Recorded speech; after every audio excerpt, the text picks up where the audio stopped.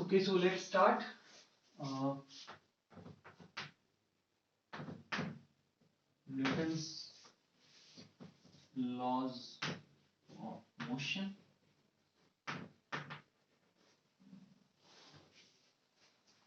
So in this we will first study momentum. Okay, momentum.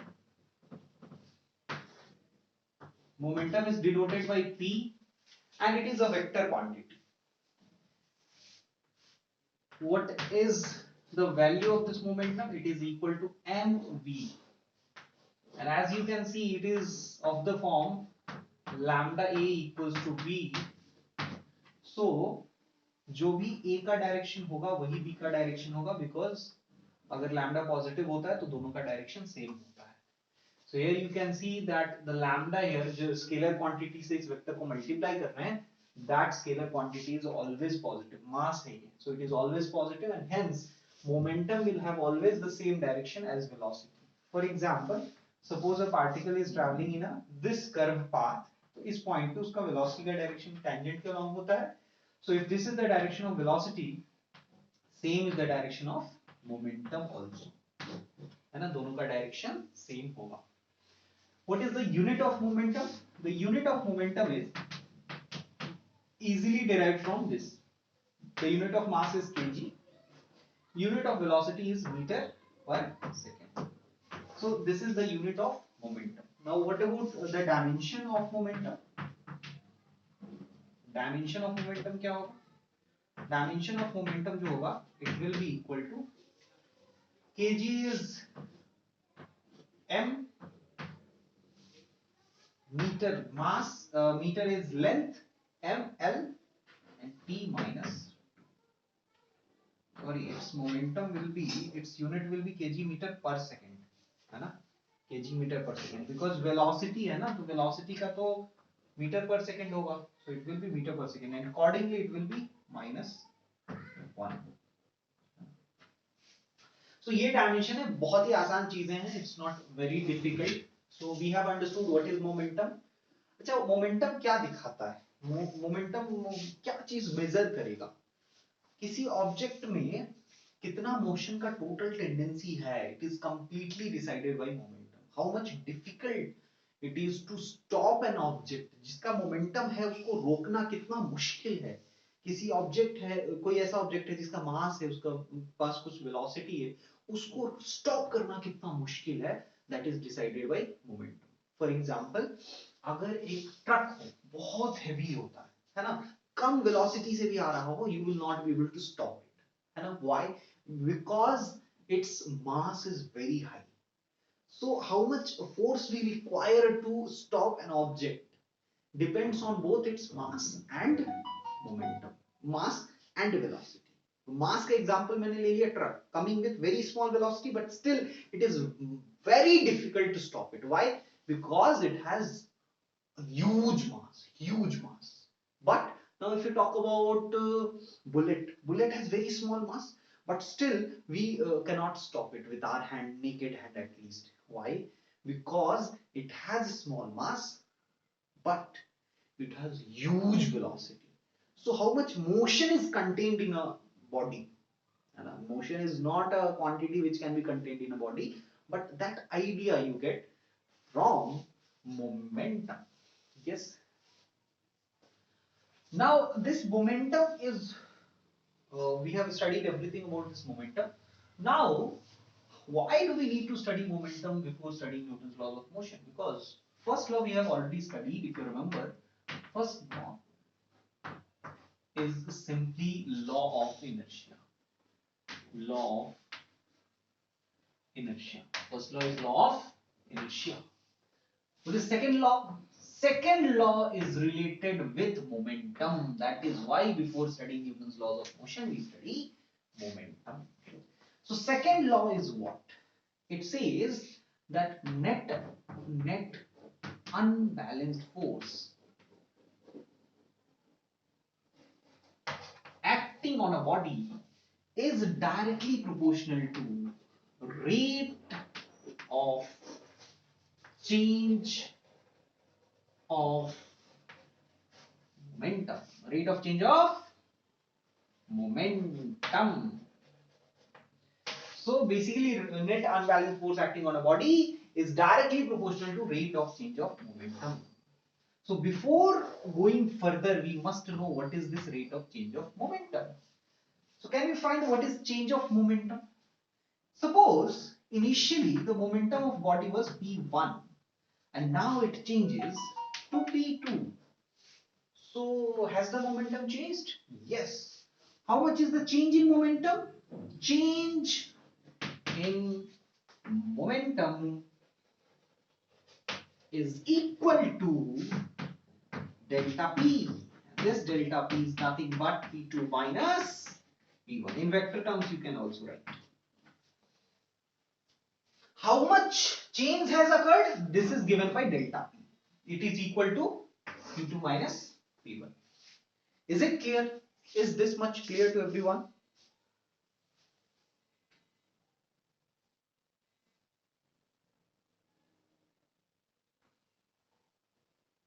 I hope this much is clear to everyone. Now, this change has occurred in time. At T1, the momentum was P1. At time T2, the momentum was P2. So how much time has passed? The amount of time which has passed is delta T. So this change in momentum occurs in time delta T.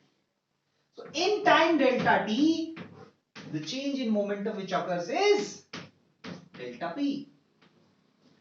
So how much change in momentum occurs in unit time? So in unit time, the change in momentum is delta P upon delta T. And this is what we call rate of change of momentum over an interval of time. Instantaneous rate of change of momentum, this is dp by dt. But average rate of change of momentum is delta P upon delta T.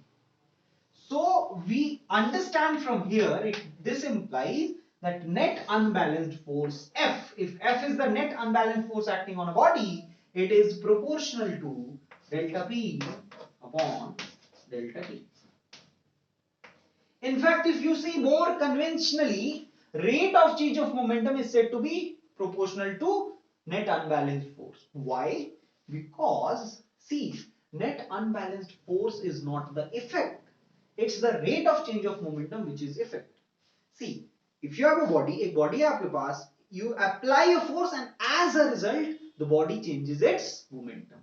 So generally, while stating Newton's second law, we say that rate of change of momentum is directly proportional to net unbalanced force. But to get a mathematical expression, we write like this. We write like F directly proportional to delta P upon delta T. This is numerical expression. But theoretically, what should we say? We should say that rate of change of momentum is directly proportional to net unbalanced force acting on the body. Yes or no? I hope it is clear to everyone. This was average rate of change of momentum. We will see instantaneous rate of change of momentum after this. So please copy it first.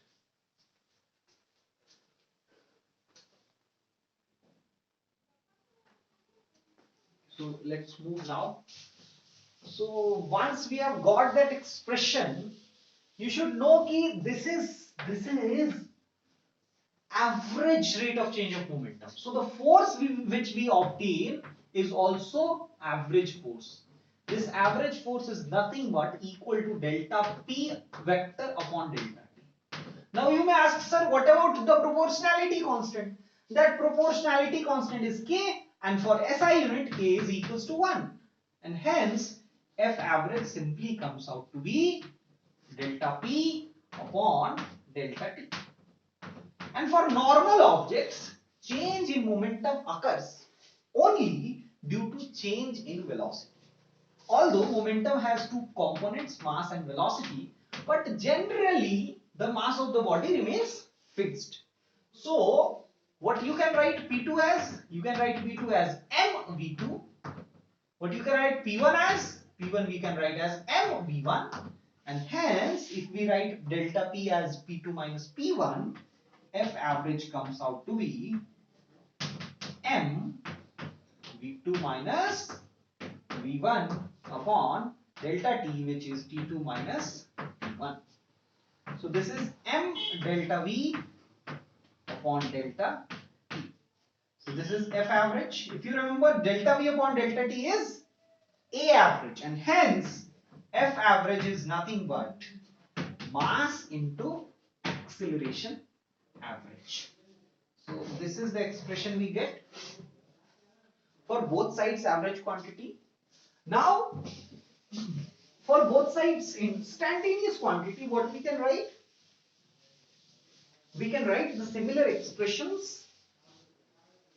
F equals to K times dP upon dt. This is instantaneous rate of change of momentum. And again, if we put P equals to mv and assume that mass is constant, then F equals to, and also K is equals to 1. Now, proportionality constant is 1 for the same reason. For SI units, F equals to 1 into d mv upon dt. See, up to this equation, you may use for any type of body, whether it is a variable mass body or a constant mass body. But after that, whatever expression we will derive will be for a constant mass body, because mostly we will study the bodies of constant mass. So F equals to m dv upon dt, because we have assumed the mass to be constant, so it comes out. And now F equals to ma. dv by dt is instantaneous acceleration, so obviously the force we will get is instantaneous force. Now think of this. This is not only a single equation. This is three different equations. This F will have three components. In general, it will have Fx I cap plus Fy j cap plus Fz k cap equal to mass into Ax I cap plus Ay j cap plus Az k cap. So if you equate I cap with I cap, j cap with j cap, and k cap with k cap, you will get Fx equals to max, Fy equals to may, and Fz equals to maz. These three equations we will get similarly, but remember that this is a net force. So this will be the summation of all the forces in x direction. Similarly, summation of all the forces in y direction and summation of all the forces in z direction also will be equal to mass into acceleration. So this is how we get up to this equation of Newton's second law. Yes, but remember, Newton's second law starts from this relation or this relation. These relations may be asked to be derived in your school examination, so please copy it.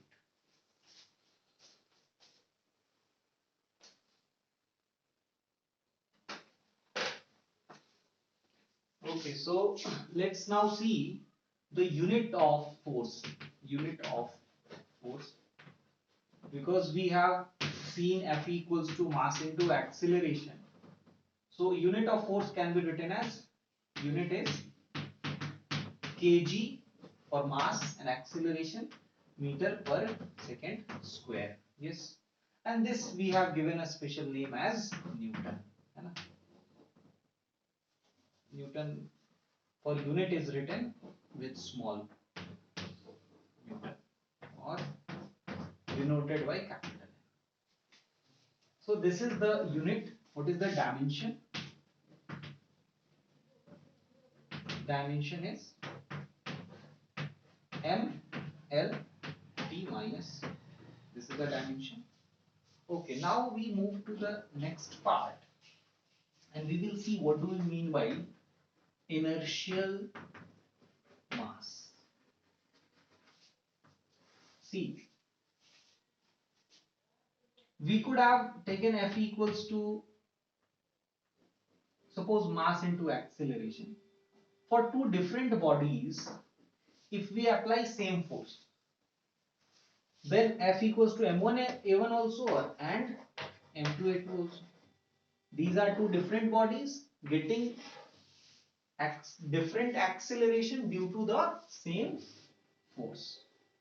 So if you see here, m1 by a1 is equals to, sorry, m1 into a1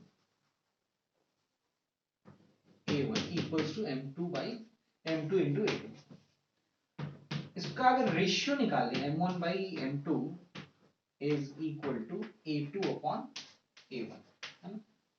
For same force, if we apply same force on two bodies, suppose m1 is greater than m2, अगर m1 जो है वो m2 से बड़ा है, then this implies a2 greater than a1. Yes or no? a2 greater than a1. And if a2 is greater than a1, do you see that more massive the object is, less is the acceleration? Yes or no? मतलब जितना ज्यादा मास होगा उसका acceleration उतना ही कम होगा, जितना मास होगा उसका एक्सेलरेशन उतना ही कम होगा. नाउ थिंक ऑफ दिस, क्या m1 को हम लोग लिख सकते हैं f by a1? more is the mass, less is the acceleration. So can we say कि it is also the measurement of inertia? Yes or no? It is the measurement of inertia. हमने देखा था कि mass is the measurement of inertia. So why do we call it the measurement of inertia? Because एक same amount of force हमने लगाया, एक ज्यादा massive object है, उसके पास बहुत कम acceleration का tendency होगा, और अगर कम massive object है तो वो बहुत तेजी से accelerate कर जाएगा. तो इसका मतलब ये हुआ कि मास डिसाइड करता है कि किसी बॉडी के पास रुके रहने का कितना ज्यादा टेंडेंसी होगा और भागने का कितना ज्यादा टेंडेंसी होगा. तो इसीलिए हम लोग इस रेशियो को m से डिनोट करते हैं और इसको हम लोग क्या कहते हैं? इनर्शियल मास, है ना. इसको हम लोग क्या कहते हैं? Inertial mass. I hope it is clear. आगे हम लोग देखेंगे ग्रेविटी से रिलेटेड एक और मास होता है, वो ग्रेविटेशन चैप्टर में देखना है हम लोग को. So I hope this much is clear to everyone. Please note this down.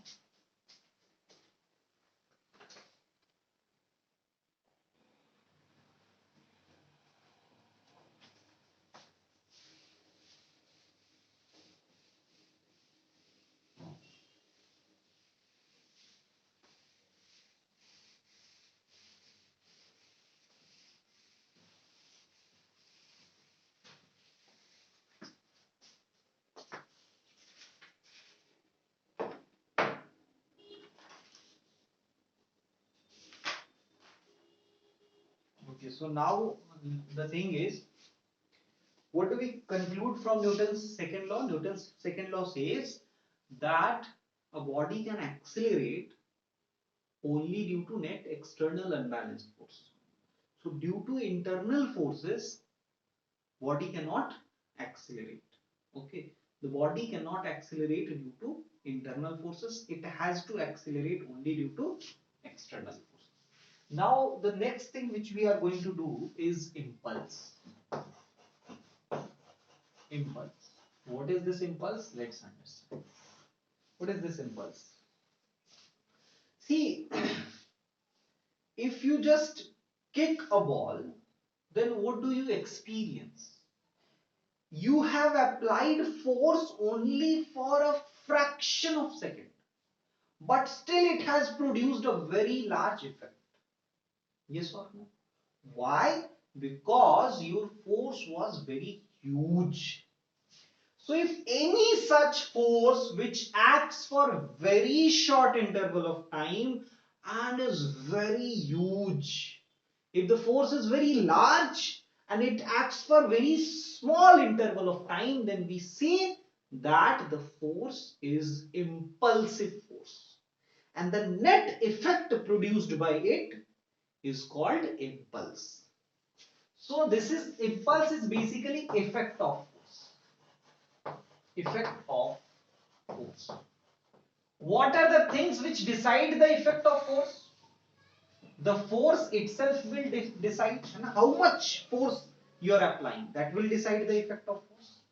And also for how long you are applying. These two things decide the force.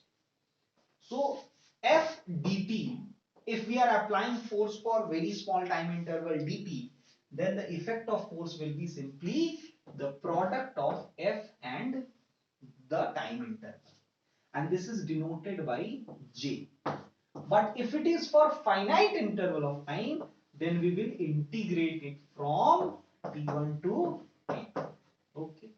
So this is effect of force and this is impulse. Okay. Now this is impulse. This is effect of force. See, we may have two different situations. One, that we may apply large amount of force for a small interval of time. We may apply a normal amount of force for a normal interval of time, and both may produce the same effect. Yes. For example, suppose we have an impulsive force. अब impulsive force का graph कैसा होगा वो imagine कर सकते हैं. Suppose you are kicking a football. तो उस समय क्या होता है? When you have just think in very slow motion, when you have just started kicking, तो अभी तो कोई force नहीं लगा रहे हैं. Now you just go there and touch that football. You have to think very, very slow motion. You have just touched the football. तो उस समय force बहुत कम है. And now you are still moving towards the football. Your foot is actually entering, penetrating a bit in the football. है ना, थोड़ा सा अंदर घुस गया, फुटबॉल को थोड़ा सा डिफॉर्म कर दिया. So now you are applying more force on it, more force on it, more force on it. And there comes a time जब आप उसको बहुत अंदर तक डिफॉर्म कर चुके होते हैं.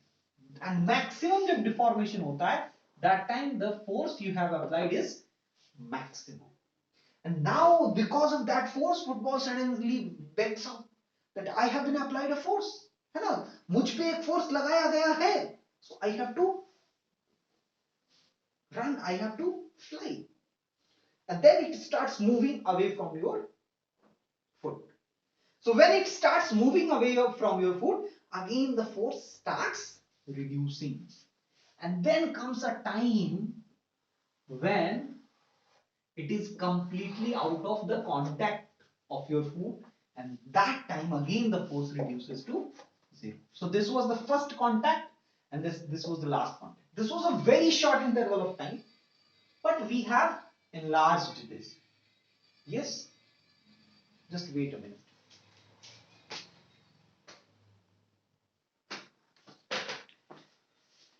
Okay, so this is the graph we draw for impulsive force. And now you see, if you want to find this area, this is force versus time graph. If you find this area will be equal to integration of, suppose this is t1 time and this is t2 time, this area will be integration of f dt from t1 to t2. So basically, graphically if you think, this impulse is nothing but area under force time graph. So graphically it is area under force time graph. Yes. Here we can define one more thing. As I have told you, this variable force will be able to do some effect in terms of change in momentum, in terms of the motion of the football. Similar effect can be produced if we apply a constant force between the same time interval, between t1 and t2 only. If we apply a constant force instead of this variable force, not this much high, but its height should be somewhere here, such that the area of the two remains the same. Can we have such a force? Yes. And this we denote as average force. Because this is a constant imaginary force which when applied on the same object for the same interval of time produces same effect. And what do we mean by effect? Effect is nothing but this area under force and time graph. Because area under force time graph is impulse and impulse is effect of force. So now this area should be equal to this area. If this is the average force, then we say that F average into T2 minus T1, because area of this part is simply a rectangle. So this length is T2 minus T1 and this height is average force. So this is the effect of force in this case, and the effect of force in this case is integration of F dt from T1 to T2. So from here we can actually calculate average force. So average force comes out to be 1 by T2 minus T1 into integration of T1 T2 F dt. So this is the situation which we have.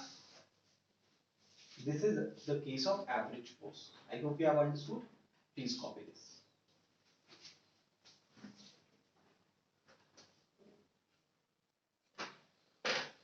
Okay, so now let's start impulse momentum theorem.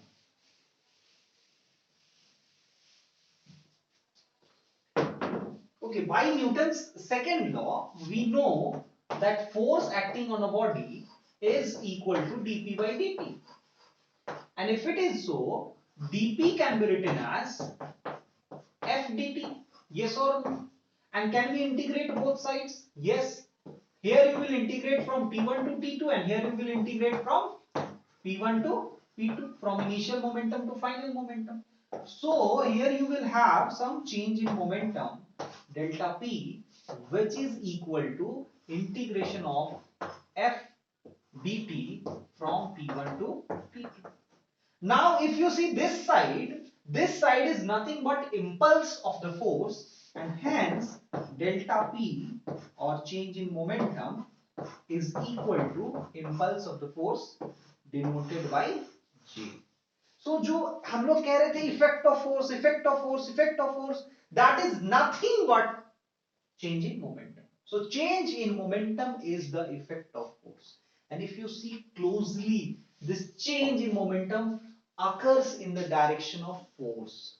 Even in some books, you will see the statement being given that change in momentum occurs in the direction of force. I hope you have understood. Please go.